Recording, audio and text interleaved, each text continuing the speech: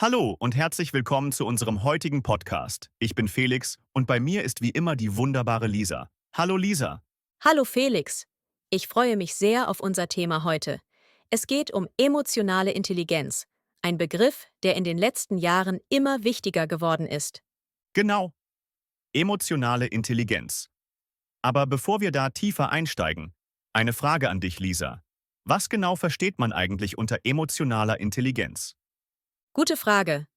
Emotionale Intelligenz bedeutet, dass man die eigenen Gefühle und die Gefühle anderer Menschen erkennen, verstehen und auch kontrollieren kann. Auf Deutsch sagt man auch Gefühlsintelligenz. Das Wort Intelligenz kennen viele, aber emotional bedeutet hier, dass es um Gefühle geht. Es ist also nicht die Art von Intelligenz, die wir in EQ-Tests messen, sondern eine andere Form des Verstehens und der Empathie. Ah, verstehe. Also geht es nicht nur darum, wie klug man ist, sondern auch darum, wie gut man mit seinen eigenen Emotionen und denen anderer umgehen kann. Richtig? Genau, Felix. Und Empathie ist ein wichtiger Teil davon. Empathie bedeutet, dass man sich in andere Menschen hineinversetzen kann. Man versteht, was sie fühlen und warum. Das Wort kommt übrigens aus dem Griechischen, wo Empatheia so viel wie Mitgefühl bedeutet. Spannend. Und jetzt frage ich mich, warum ist emotionale Intelligenz eigentlich wichtiger als der EQ? Ich meine, in der Schule oder im Job hört man doch immer nur, wie wichtig es ist, schlau zu sein, gute Noten zu haben. Stimmt, aber immer mehr Forschung zeigt, dass der Erfolg im Leben nicht nur vom IQ abhängt. Menschen mit hoher emotionaler Intelligenz sind oft besser darin, Konflikte zu lösen, mit Stress umzugehen und positive Beziehungen zu führen. Sie können ihre eigenen Gefühle besser managen und haben oft mehr Erfolg im Umgang mit anderen Menschen. Das klingt logisch.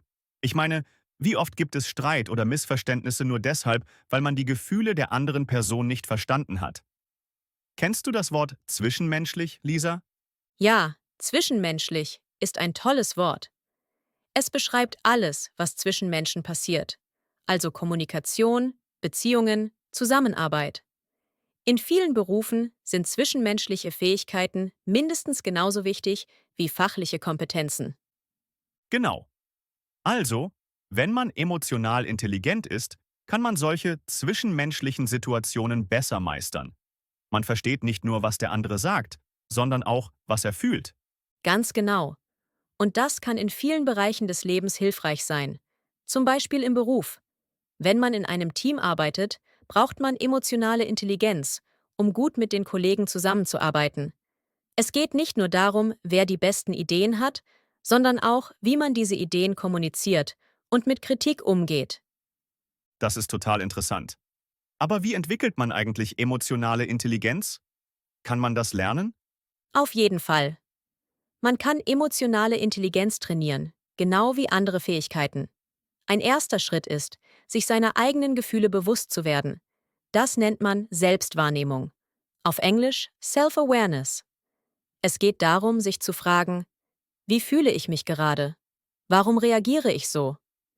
Ah, also wenn ich mich zum Beispiel gestresst fühle, sollte ich mich fragen, warum bin ich eigentlich gestresst? Was genau macht mir Sorgen? Ganz genau, Felix. Denn oft reagieren wir auf unsere Gefühle, ohne sie wirklich zu verstehen.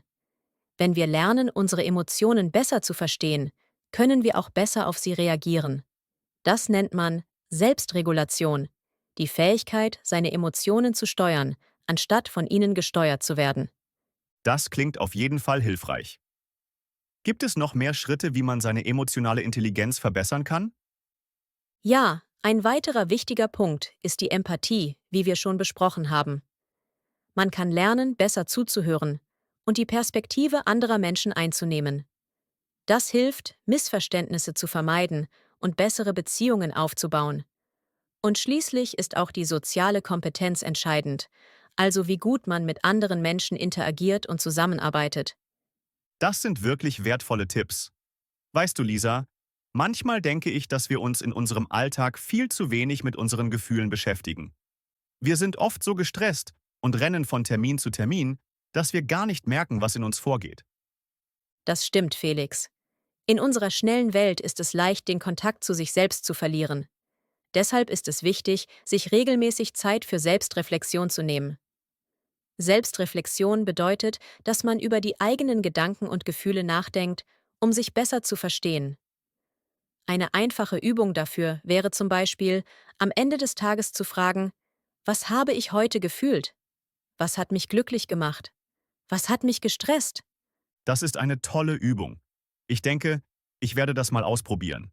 Also, einfach kurz innehalten und reflektieren, was am Tag passiert ist und wie man sich dabei gefühlt hat. Genau. Und wenn man das regelmäßig macht, wird man immer besser darin, die eigenen Emotionen zu verstehen und zu regulieren. Super!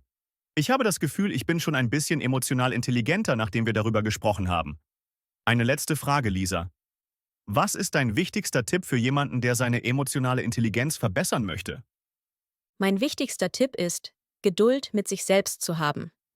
Emotionale Intelligenz zu entwickeln, ist ein Prozess, der Zeit braucht. Aber wenn man sich regelmäßig mit seinen Gefühlen auseinandersetzt und versucht, auch die Emotionen anderer besser zu verstehen, wird man mit der Zeit immer besser darin. Das ist ein großartiger Tipp. Also, Leute, denkt daran. Es geht nicht nur darum, schlau zu sein, sondern auch darum, mit sich selbst und anderen gut umzugehen. Emotionale Intelligenz kann uns helfen, ein erfüllteres und glücklicheres Leben zu führen. Absolut, Felix. Und falls ihr das nächste Mal in einer schwierigen Situation seid, versucht einfach mal kurz innezuhalten und zu überlegen: Wie fühle ich mich gerade? Und wie könnte sich die andere Person fühlen? Das ist ein guter erster Schritt. Super, Lisa. Danke für die spannenden Einblicke und Tipps. Ich hoffe, ihr habt alle heute etwas gelernt. Nicht nur über emotionale Intelligenz, sondern auch ein bisschen über die deutsche Sprache. Genau. Und wenn ihr das Thema noch weiter vertiefen möchtet, bleibt dran. Es gibt noch viel mehr spannende Inhalte in unseren nächsten Episoden. Und vergesst nicht, unseren Podcast zu abonnieren. Bis zum nächsten Mal. Tschüss und bis bald.